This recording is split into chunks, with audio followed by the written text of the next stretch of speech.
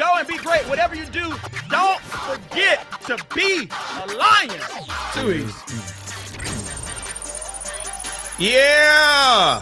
Drip, y'all. Welcome to Bandwidth in the Morning, y'all. I love y'all. Thank y'all for tuning in. That was the Gap Band with Outstanding. Man, what's up, y'all? Get murning. Man, what's going on, boy? I feel good. Life is wonderful. It's all right with me. Y'all, it's good to be alive. Do me a favor, put in the comments if you have opportunity to. It's just great to be alive. Be thankful that you're alive. There's a lot of stuff going on. Everything's not perfect, but you are alive.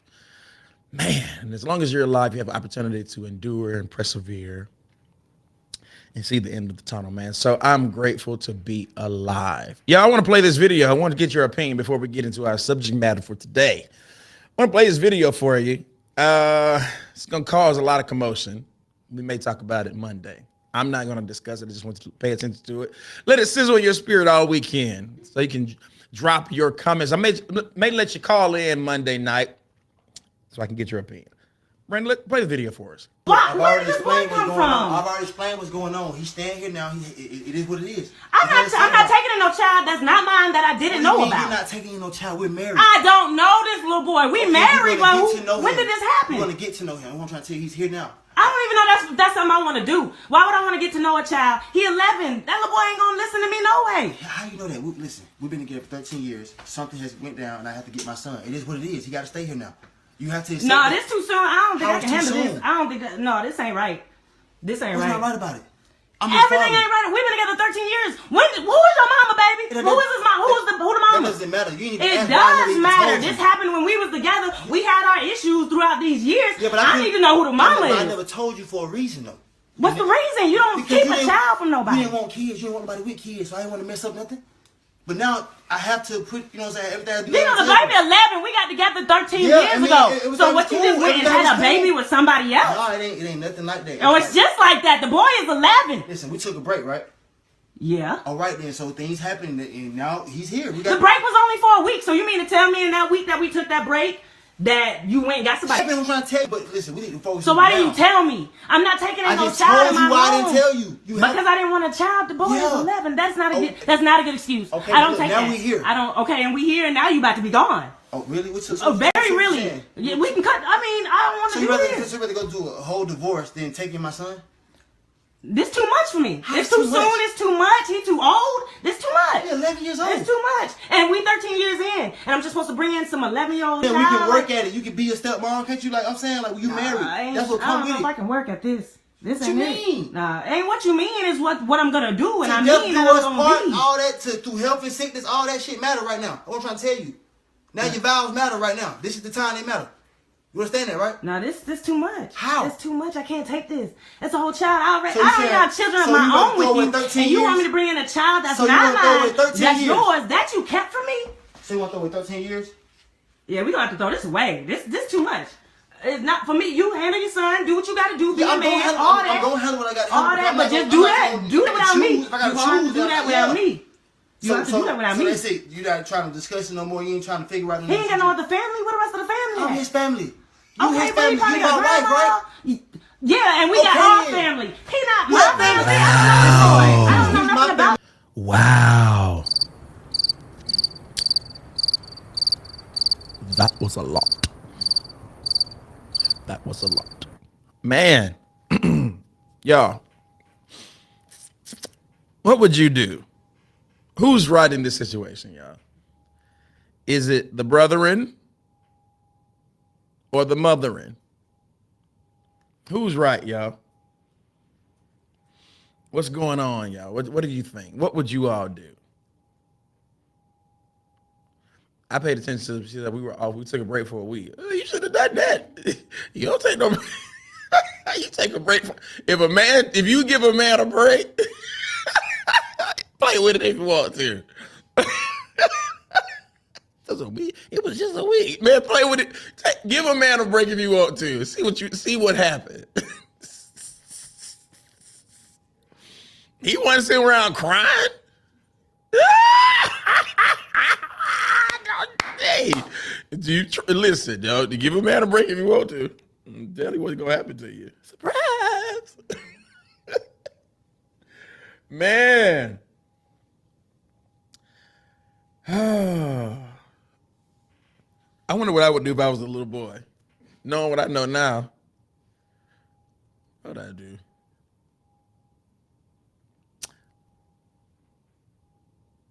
What are people saying? I can't see.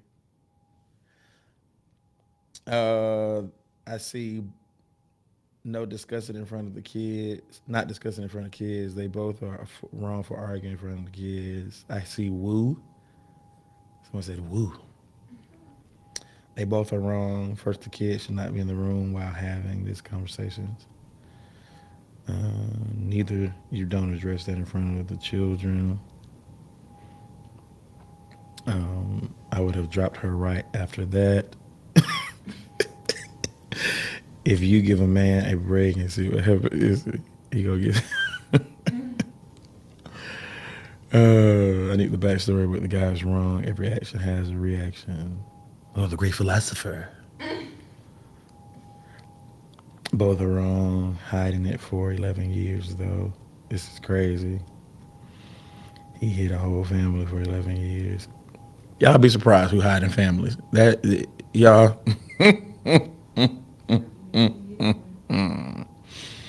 You all would be surprised who's hiding families. As a matter of fact, in the African American community, that was really a big thing in the 50s and 60s in our communities.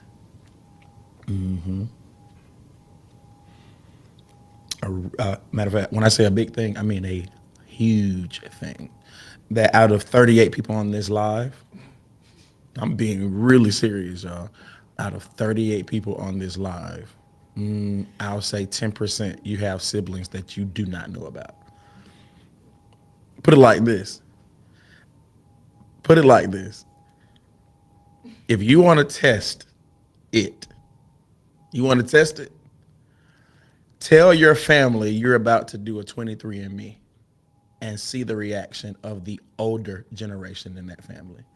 See what happens. I'm grown. Listen to me. I don't play video games. I'm grown. See what happens. See the reaction of grandparents if you tell them about 23andMe and those alike. Watch what happens. So please understand that a lot of us may or may not have families that you don't know about, specifically in the Black community. Yeah, try it if you want to. Yeah. Interesting. We'll talk about it Monday. I'm intentionally not talking about this. I just wanted the people to see it because we are most definitely talking about this Monday for bandwidth. Yo, I want to talk to you for a few minutes since I have your attention. First of all, I want to say this, y'all. Thank y'all for tuning in. Thank you all for, and I mean this, I'm genuinely saying this because, social media, YouTube podcasters and YouTube channels and all those things, this stuff it's a way of life now. It's a way of life. It's people's livelihood. This is what people are doing for careers, etc. And so to get people to come to your channel and just listen to your content is a privilege. Some people try to do this stuff and they don't have anybody coming on. They try to do shows and nobody tunes in. They try to do podcasting and it does not work. So I just want to say thank you to all of you all who you find it not robbery to support bandwidth. It was an idea that we had almost 2 years ago. You see the studio that we're in. It didn't start off like this. I started off just a year and a half ago in the corner of that room with that's all I had that was innovative. This light, y'all see. Turn the camera to this light. All right, that's all I had, and then just the blessings of the Lord allowed us to really build a studio, And it's not a pretend studio. When I say it's not, I promise you, it's not a pretend. I'm not making it. I'm not saying, hey, I'm in the studio. And no, I'm for real.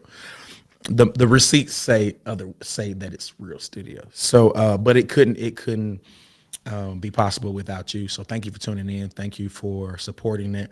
I'm thinking about not doing the sponsorship stuff, y'all, because once you get sponsorship, now you're owned. Now people can tell you what to do. And now people can say, well, we didn't like what you said, so we got to pull it. And y'all know me. Y'all know I can't do that.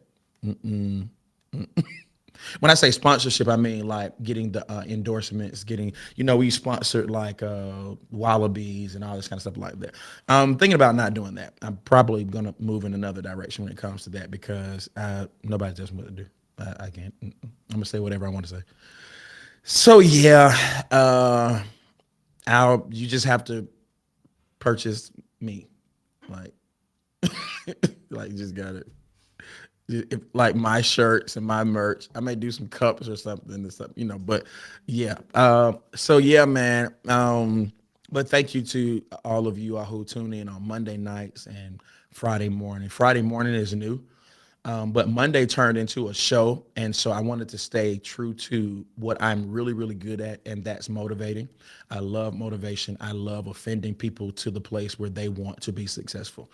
And so I can't do that all the time on bandwidth on Monday nights because it's entertainment. We have a lot of fun, y'all. Informative, it's engaging, it's fun. I do want to apologize for last week. I said something that was offensive. I just want to, I apologize. So just, hurting people's feelings. I'll probably do it again Monday, but I just want to apologize for last Monday. Just want to put that out there. It's just like a part of my nature. All right. But yeah, thank y'all so much for tuning in. So today I want to talk about 4, 5, 6, 7 things that highly successful people do. I want to talk about why you may or may not be successful. Now, let's be very, very clear when we talk about success, y'all. And I hope you all have time to listen to this. It's not going to be long. Let's redefine what success is. When I say success, we always talk about, like, when we think about success, y'all, we got to, especially in our community, we got to kind of change what our definition of success is. All right. What I mean by that is this: an NBA player, an NFL player, an entertainer, they are not the catalyst. They're not the standard of success. Let me say that. They are not the standard of success. You have principles that are, listen, you have principles that's success. You have judges and lawyers, doctors, that's success. Your sister, brother, parents, successful, people who have gone through process, people who have developed, people who have, they have been consistent and they have achieved a certain level of success beyond their upbringing or their environment. So we have to redefine success. We never talk about successful parents. We never talk about people who have committed themselves. Do y'all notice that? We always give a lot of credit to people who are in the limelight, but we never give credit to people who raise phenomenal children. And we don't call them successful. We just say, oh, happy Mother's Day, and that's it. And we say, oh, and let's not even talk about Father's Day. In a couple of weeks, we're going to celebrate Father's Day, and no one is going to dress up and no one is going to do those things. But there are a lot of successful fathers, committed, dedicated, and it takes a certain level of principles to be able to do something for a long period of time without quitting. And that's the story. The story is many of us will not be successful because we don't know how to stick to something for a long period of time. You know that you are immature when you say this. Hear me, y'all. As I have become an adult, I am almost that age, right? I'm almost that age. Yesterday, I've been out of high school 19 years. I had a moment of reflection. It took me back. I reflected on life, and I reflected on the things that I've done, mistakes I've made, people who have come and gone, A, B, C, and D. And one of the things that I thought about this morning is I have not said these 2 words in a very, very long time, almost probably since I've been, in high school of some sort. I've never said I'm bored. When I say that, I haven't said that in a very long time, because the older you get, you value nothing. You value having a moment of nothing, having a moment to do nothing, because to do nothing is to do something. As you mature and get older, you don't just scuffle and you don't just look for things to do. Your life becomes more meaningful, etc. So nevertheless, I want to say this to you, that many of us will not be successful because we will not consistently do something for a long period of time until it reaches a certain amount of results, or a certain result. And so I want to give you several things that highly successful people do. Number one, I want you to write this down. Stop being realistic. People who are always realistic, they get this, they probably don't think big. If you want to be successful, you cannot think realistically. Hear me. What I mean by that, hear the spirit and the attitude of what I'm saying. That if you're always realistic, you will not go beyond your current circumstance. Hear me. It's almost like this. If you're always realistic, I guarantee you, if you're a person of faith, you don't have faith at all. If you're always realistic, you probably don't have faith. And this is why people don't see results, because they don't see impossibilities being possible. Man, come on. That if you're going to be successful, the first thing you have to wrap your mind around is that you're going to do something that there is no evidence that you can accomplish it. What? That if you're going to be successful, the first thing you need to wrap your mind around is that you're going to accomplish something, that you're going to do and be something that there is no evidence that you could actually do it. Man, I had no evidence that I could do. Hear me. All my life, I've been a dreamer, and what I wanted, I did not see around me. I feel that. Hear me, my dad told me, you've always been a big dreamer, but there was no evidence around me. Hear me, the dreams I had, I didn't know anybody that had accomplished it. I couldn't call anybody. What I envisioned for my life, I did not see around me. It wasn't realistic based upon my current circumstances. You will never become great if you live. It's okay to visit reality. We understand that there is a reality, but if you're going to be successful, you need to establish some dreams and some goals that are to the natural mind, to your family. And we like that. We just automatically assume our family and friends are going to support us. Who told us that? That's an unrealistic expectation, to think that just because we're blood that we can see and dream and envision a future that God gave you. Hear me, y'all. If you are a person of scripture, you understand that when Joseph told his family about the dreams, they totally rejected that. That's enough right there. Jesus' family said, no, you are not that. How are you calling yourself the Messiah? So where do we get this idea that our family, they are supposed to see everything that God gave us? If they're supposed to agree with it, God would have gave it to all of us, but God gave it to you. So what that means is there are things that you will envision for your life that people who love you may not agree with, not because they hate you, but because God gave it to you, not to them. And if you're going to be successful, you have to establish things in your life that it's just impossible based upon the reality. It's impossible to obtain. And that's what keeps you waking up in the morning, believing that there is something greater to live for. Number two. Get this, you all. You need to set goals. You need to set short-term and long-term goals. Successful people have goals. Now, you've heard that before, like, yeah, set goals, but you'll be surprised how many people don't have goals. Get this. You do not have a goal if it's not written down. Write the vision.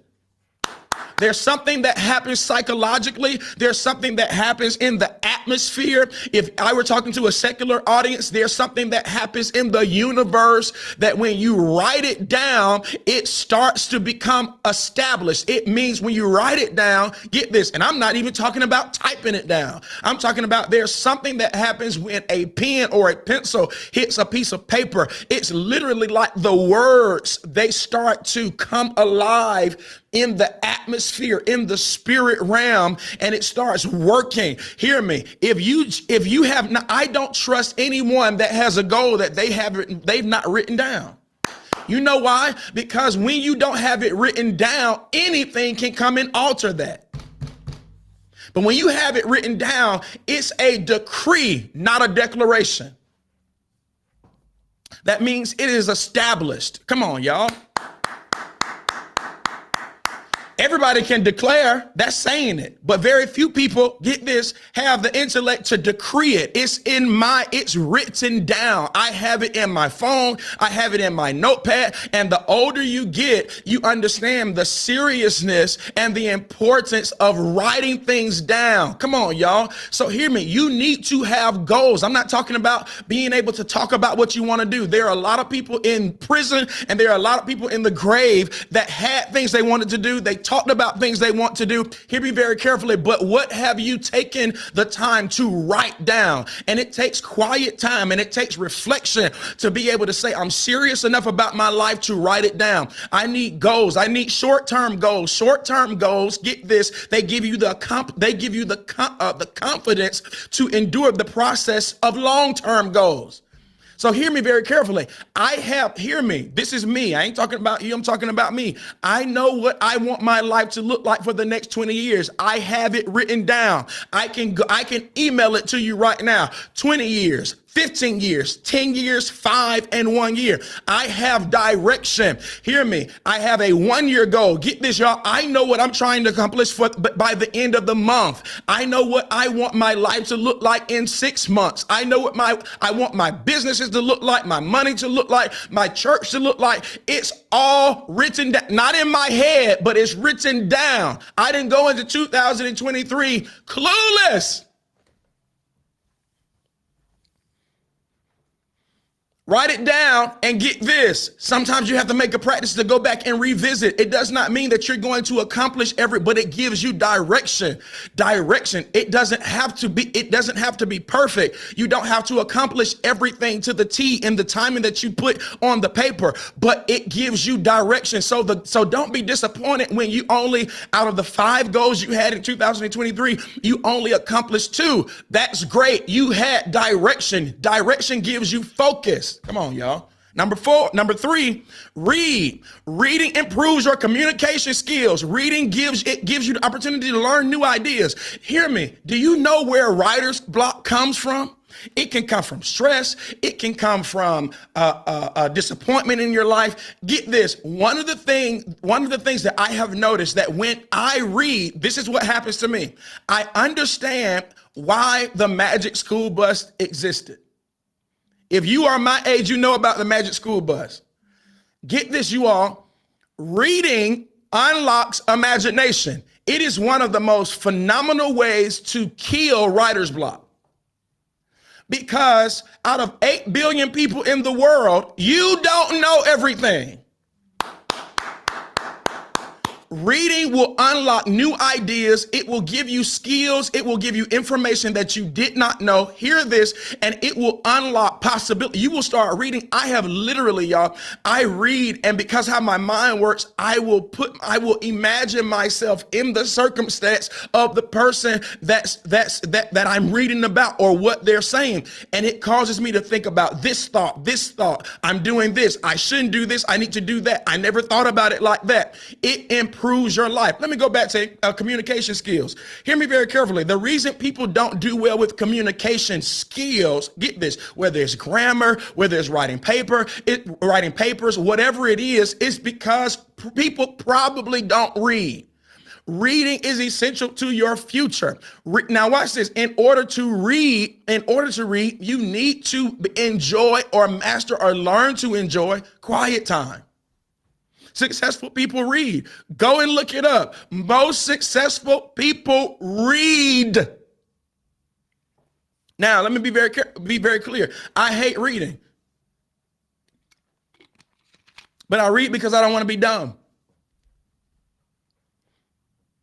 So I'll sacrifice what I hate because what I hate more is the idea of not being an intelligent individual. So I do what I don't like to do because I want to be more successful than I want to be comfortable.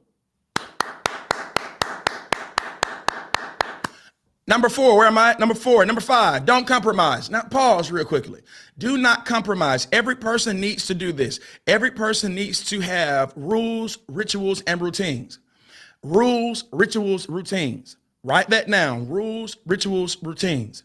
Rules, rituals, routines. And once you have your rules for your life, once you have rituals, once you have routines, don't compromise it. I heard this story. I don't know this guy's name, but I heard this story. He was doing a podcast, and he said he talked about when he started his businesses years ago. He went out to California and he did a consultation with a guy. And so here's a long story short. He goes to California. This guy's a fitness guy. He owns his own gym, A, B, C, and D, and he was doing some coaching. So he's doing some mentorship coaching because this guy wants to go to the next level, make his gym a franchise, on and on and on. So the guy flies out to California, blah, blah, blah, blah. He says he gets there the first day. It was phenomenal. The gym is dope. They went through their coaching session. And then the guys, they said, hey, let's end the guy said, let's end the day and let's get something to eat. And so the client says, I tell you what, he said, I have a better idea. Come to my house. I'll cook a steak for you, A, B, C, and D. So fast forward. He goes to the hotel, relaxes for a minute, then goes to the house, gets to the guy's house at about 7:30. Beautiful house, beautiful, all of these things. And so they eat, they hang out, they have great conversation, and all of a sudden the guy says, hey, I'm about to leave. The guy says, hey, I have a surprise for you, don't leave yet. So he said all of a sudden the doorbell rings, and in comes this beautiful blonde-haired girl. And so he said, initially, I thought that it was the guy's wife or girlfriend. And the guy looked at me and nodded his head. Looked at her, looked at me, and nodded his head. And so he was like, oh. He said, the guy walked up and said, look, we've had a long day. This is the client. She has a business. And I see her from time to time, blah, blah, blah, blah. And I brought her over so she can take care of us.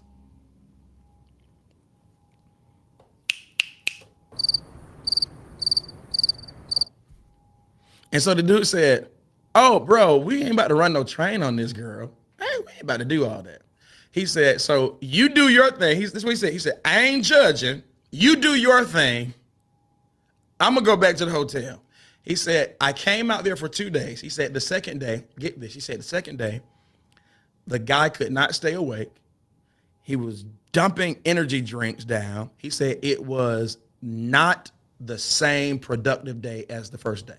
He said, and the reason I got myself in the situation is because I compromised. He said, I went against my values. I don't normally go to people's houses. Y'all missed that. Now the snaps. I don't normally go to people's houses, but I found myself in a situation because I compromised my value system. All right, let me talk to you real quickly. Many of us will not be successful because we get caught up in emotionalism. We get caught up in the vibe, and we get caught up in these stupid words like energy. We had good energy. And so hear me, y'all, I don't go to people's houses. This is me. The reason the story stood out to me is because I don't go to people's houses. I'm not coming to your, man, come on, y'all. My circle is narrow. I don't want no friends. Nope. No. It's business. Nope. I don't want no friends. I don't want no brothers. I don't want none of that. I don't go to people's houses. I don't hang out with other preachers, doing all the preacher stuff, doing all that stuff. Like, I have a narrow life, and you will find yourself getting in trouble when you compromise your personal. It's my value. Hear me, y'all. Well, you can do this. You don't have to get this. It's my ritual, rule, and routine. This is an absolute for me. Hear me. If you're going to be successful, what will you not do? Because if you're going to be successful, you have to have some things that you absolutely don't do. And very weak people, because they have to have attention, they have to be loved, they have to be liked, they have to be accepted, they have to have something to do. I don't like to be bored. They will compromise rules, rituals, and routines. And this is what puts us in situations that will cause, we call them distractions. Now this cat is at somebody's house being faced with something that he would have never had to. Now I got to go home and explain that jump to my wife. No, he didn't do anything, but he put himself in a. So get this. Was that trip to California even worth it? No.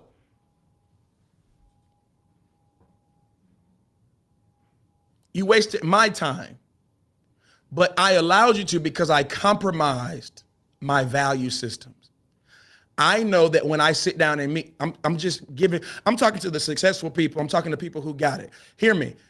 I know that I'm not going to anyone's house to do a consultation. I know that I meet in this particular environment. It has to look like this. Hear me, y'all. I don't compromise professionalism. I was talking to a group of people yesterday. I was like, well, that's not a meeting. That's the wrong environment to have this type of meeting. If we're trying to get millions of dollars, we don't do it over there. You compromised.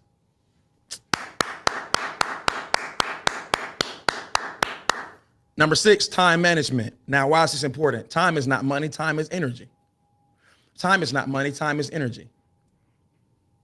And energy determines how much you accomplish. Energy determines what you accomplish. Energy determines what your failures. Energy determines your stewardship, if you will. Now, what do you mean by that? Time is not money. Time is not money. Time is energy. If I don't steward my time, I will waste energy, and I will not have the focus. I will not have the stamina. I will not have the passion. I will be too stressed to accomplish certain things because I have not managed my time. Hear me, which leads to this. Get rid of busy work. Many of you do not know how to determine what's worth doing or not.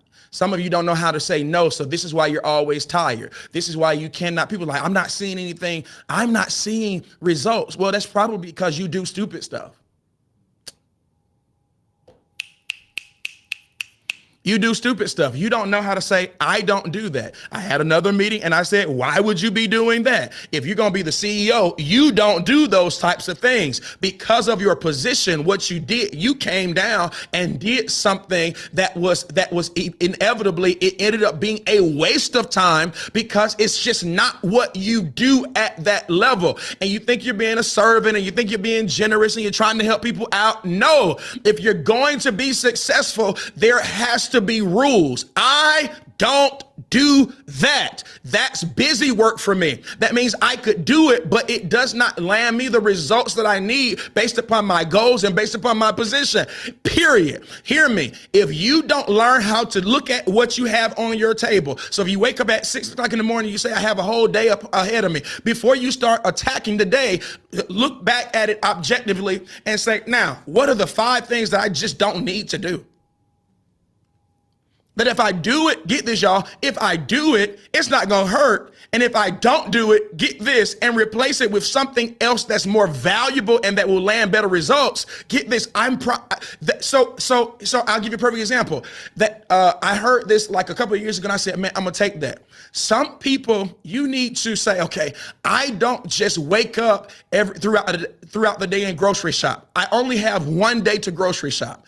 Why? Because to just wake up and be like, oh, I need to run to the store. Oh, I need to run to the store. Oh, I need to run to the store. That's 30 minutes of time that you wasted when you could have gotten all your groceries on one day. It's those small things that will cause us to not be able to accomplish certain things. So I get gas on Mondays and Fridays versus just driving around and I got to stop to the store. Oh, I need to go stop at the gas station. Or I need to go grocery shopping. Or I need to do this. You can accomplish more by being a steward of your time. In the kingdom of God, we call it stewardship. In the secular arena, we call it management. Hear me very carefully.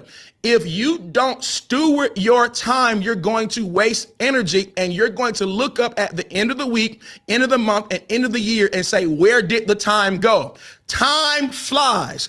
That's one of the things I realized on yesterday as I was reflecting. Time flies, but you are responsible, get this, for knowing where your time went.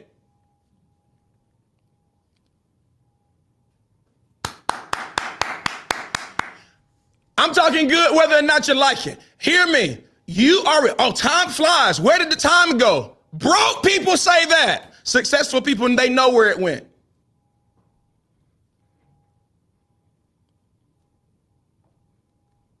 Because time is not money, time is energy. And if I don't have the energy, I can't make the money.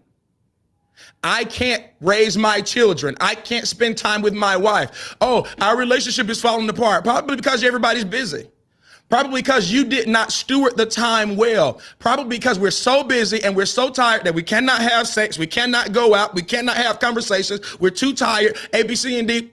So hear me. Whatever your definition of success is, my children grew so fast. A, B, C, and D. Yes, we know that. But we are responsible for managing that time. So get this. It's easy to be presented with busy work in life. Y'all ever know when your supervisor, you can tell, y'all know, y'all are professional people. So, you go to work and you be like, why the freak are we doing this stupid junk? Well, get this. That's how you should be looking at life. Why am I doing that? This is busy work. Do I have to do that? Do I have to meet that long? Do I have to go over there? A, B, C, and D. It can get done. Get this. Okay, maybe I have to do it, but do I have to do it today? Is it Hear me. Know the difference between 911s, 711s, and 411s, and not making 411s and 711s 911s. What's important? What's imperative? Stop saying yes to everything. That's why your time gets away from you. It is not arrogance to say, you know what? Hey, I don't do that anymore. That's for them because I have this level of work I have to attend to. Number 7 or 8, take risk. Take risk. You have to take risk. Hear me very carefully. Everybody's talking, well, I want to be an investor. Well, you know you don't. You know why? Because investing is risk taking. Hear this, you all, that you will never grow. You will never defeat fear. This is how you know people who are always afraid. They are safe people. They love to be comfortable and they're safe because when you're always afraid, what it says is that you do not put yourself in risk-taking environments, that no one is great. Do y'all know this? That not one person is great and it was guaranteed. Think about that. Another one. No person is great. No person is successful and their greatness and their success was guaranteed. At some point, if you're going to accomplish bigger, if you're going to live outside of reality and you're going to go for things that are impossible, hear me, there's no way you're going to live a life comfortable. I use this example. I'm a swimmer. I am a swimmer and I'm a pretty good one. So get this, you all. Don't miss this. There's no way that I have any business as a swimmer hanging out in the 3 feet. I just jump in. And you will not be able to soar, to accomplish, to scale, to win. You won't ever be able to do any of those things if you are always playing it safe. Hear me, y'all. Fear of what people are going to think. Fear of messing up. Okay, hear me. You will mess up. I preach 52 weeks out of the year, whether it's Wednesday or Sunday. 52. Okay. On top of that, you got to get in front of people. You may be invited somewhere. You might have to do live or ABC and D. Let me tell you what you're going to do if you do it that much. Imagine the guys that I've been preaching since I was 20 years old, 20 or 21. All right. Been preaching since I did my first sermon. I think I was 20. Yeah. My first official sermon. I started practicing when I was about 18 in front of my group. There's no way you're going to get up in front of people that long, that many times a year, and not say something wrong, not mispronounce a word, not say something offensive. There's no way you're going to become an expert.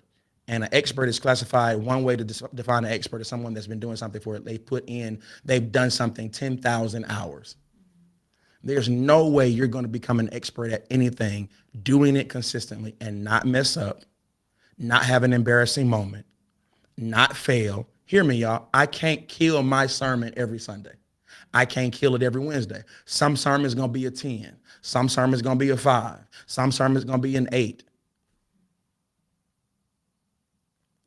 Some sessions I do gonna be a 10. Some sessions gonna be, oh my God, listen. I mean, you do this all the time. You have a leadership session, or you have a training session, or you have a sermon session, and people are like, you need to go, that need to be a book. That need to go all over the world. All right. Then next week, people say it was good.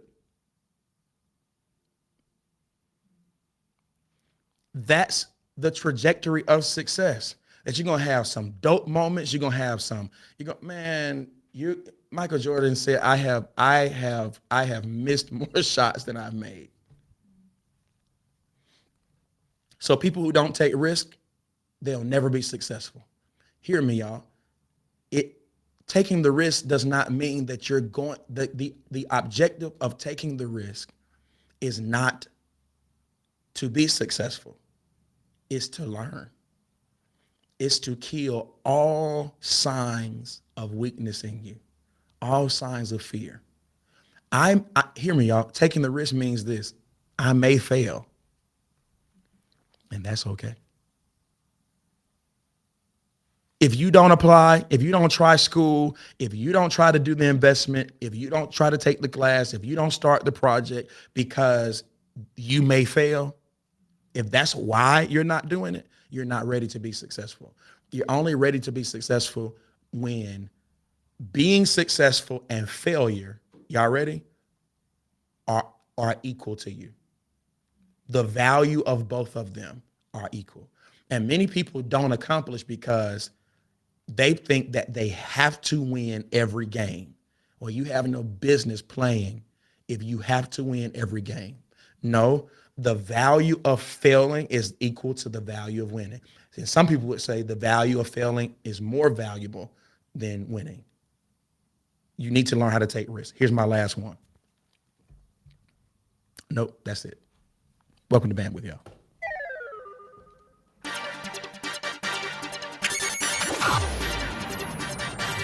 Welcome to Bandwidth, yo.